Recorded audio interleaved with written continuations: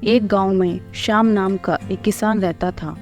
वह अपने खेत में काम करके अपना गुजारा चलाता था। एक दिन वह अपने खेत के लिए बीज लेने शहर गया।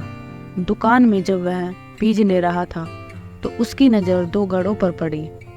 दोनों घड़े देखने में काफ़ी अच्छे लग रहे थे। श्याम ने सोचा कि इनको ले जाकर मैं नदी से ज़्यादा पानी ला सकूंगा। यह सोचकर उसने दोनों घड़े ले लिए। अगले दिन उसने दोनों घड़ों को रस्सी की सहायता से एक डंडे से बांध दिया और नदी की ओर पानी लेने चला गया। नदी से उसने पानी भरा और अपने घर आ गया। घर आकर उसने देखा कि एक घड़े में पूरा पानी था, जबकि दूसरे घड़े में पानी आधा था। यह देखकर श्याम समझ गया कि एक घड़ा फूटा हुआ है। उसने दोनों घड़ों का पानी एक बड़े बर्तन में डाल दिया।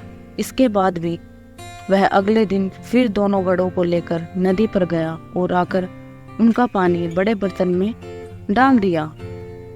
किसान के जाने के बाद फूटा घड़ा सही घड़े से बोला कि मैं किसी काम का नहीं हूँ, मैं रोज़ ज़्यादा पानी रास्ते में गिरा देता हूँ, फिर भी मालिक मुझे रोज़ नदी पर ले जाते हैं। सही घड़े ने बोला कि तुम बिल्कुल सही कह रहे हो कि तुम किसी काम के नहीं हो।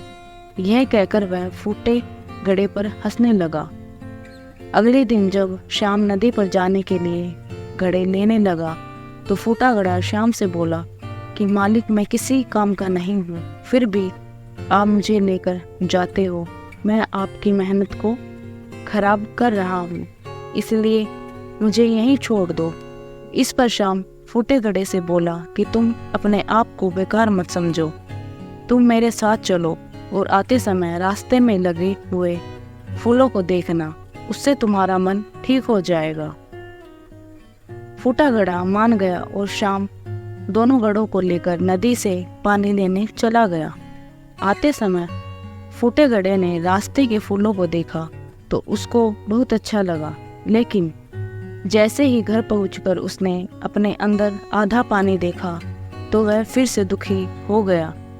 श्याम ने फूटे घड़े को बताया कि तुम बेकार नहीं हो, तुम भी बड़े काम के हो। जब मुझे पता लगा कि तुम फूटे हुए हो तो मैंने फूलों के बीज लाकर रास्ते में बो दिए। तुमने रास्ते में आते समय जो फूल देखे वह सब तुम्हारे पानी से उगे हुए फूल हैं। इसके साथ तुम्हारी वजह से मुझे फ़ायदा भी हो रहा है, क्योंकि मैं इन रास्ते के फूलों को बाजार ले जाकर बेच देता हूँ, जिससे मुझे इनकी अच्छी कीमत मिल जाती है। यह बात सुनकर फूटे घड़े को महसूस हुआ कि मैं बेकार नहीं हूँ, मेरा भी कुछ लाभ है।